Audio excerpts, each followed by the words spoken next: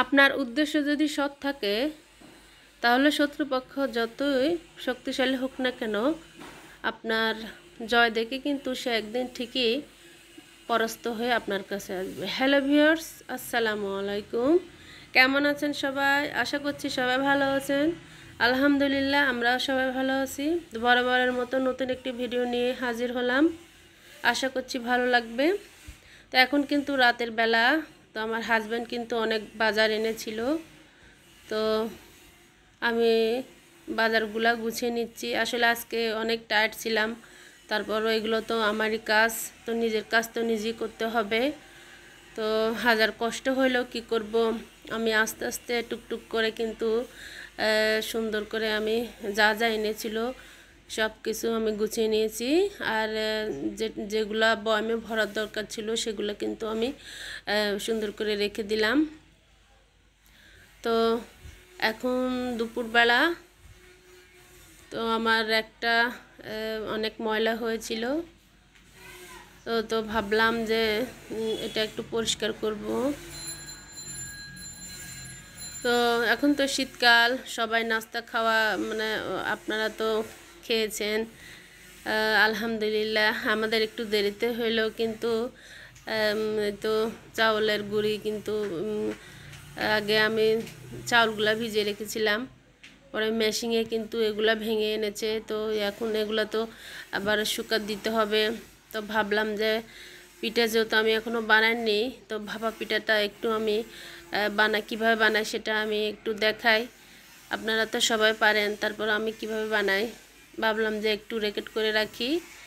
তো আসলে এটা ছোটোর মধ্যে দিয়ে দেখলাম যে কেমন হয়, আর একটু আমি বাদাম আর কিশমিশ দিয়ে দিলাম। পরবর্তীতে কিন্তু আমি বড় বাটি যেগুলো আছে সেগুলোর মধ্যে করলে একটু সুবিধা হয়।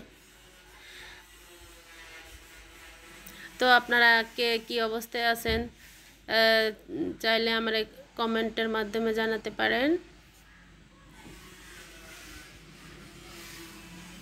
তো আমি আস্তে আস্তে সুন্দর করে, এখন রাত হয়েছে দেখতে তত মানে ভালো লাগছে না।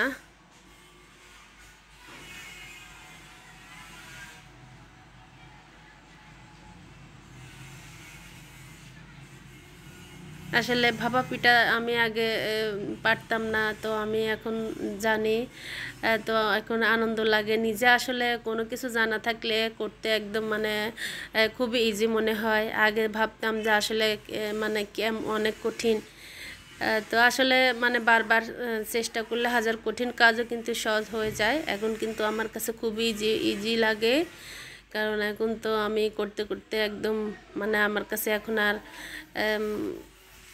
তত কঠিন মনে হয় না। অনেক ভালো হয়েছিল। তো এখন তো রাতের বেলা করে নিয়েছি, কিন্তু আমি কিন্তু আবার সকালে কিন্তু আমি ভাপা পিঠা করেছিলাম, আর আগের একটু রুটি ছিল, সেগুলো দিয়ে চাওটা বেনে নিয়েছিলাম। ওগুলা দিয়ে আমাদের নাস্তাটা কিন্তু সেরে নিয়েছি।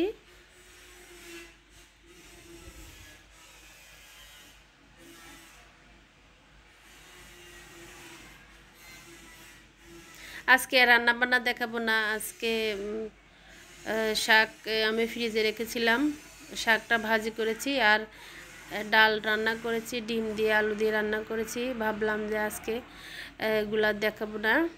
আজকে আমি পিঠাটা যেভাবে বানাই সেটাই আমি আপনাদের সাথে শেয়ার করি, কারো না কারো কাজে লেগে যেতে পারে।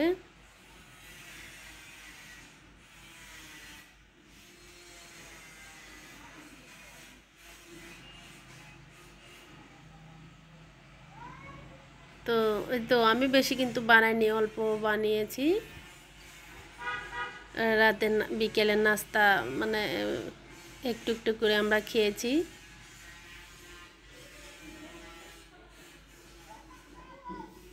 অফ ক্যামেরা কিন্তু আমি অনেক কাজ করে নিই, সেগুলো তো সবই দেখা সম্ভব না। যেগুলা খুব মানে ইম্পর্টেন্ট বা দেখলে আপনাদের দেখালে কাজে আসবে সেগুলাই কিন্তু আমি দেখাই। আর এই যে গাছ কিন্তু আমার অনেক ভালো লাগে।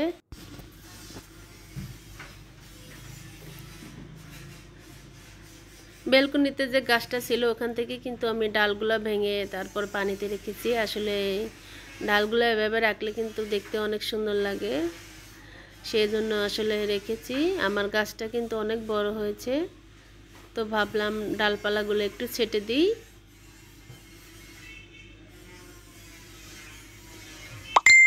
আর পিঠাগুলো বানিয়ে কিন্তু আমি একটা সুন্দর একটা বক্সে রেখেছি। এটা গরম থাকে, হটপটের মধ্যে রাখলে ভাপা পিঠাটা কিন্তু গরম থাকে। আর দুপুরে রান্নার জন্য প্রস্তুত চলছে। তো আজকে কিন্তু আমি রান্না বান্না কিছু দেখাবো না।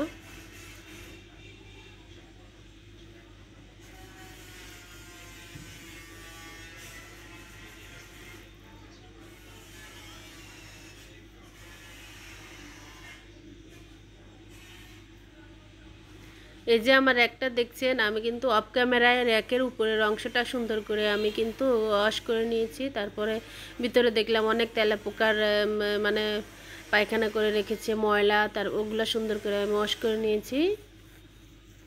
তো বরাবরের মতো আপনাদের কাছে একটা রিকোয়েস্ট, আমার ভিডিওটি যদি আপনাদের কাছে ভালো লাগে তাহলে প্লিজ একটা লাইক দিয়ে ভিডিওটি কন্টিনিউ করে যাবেন।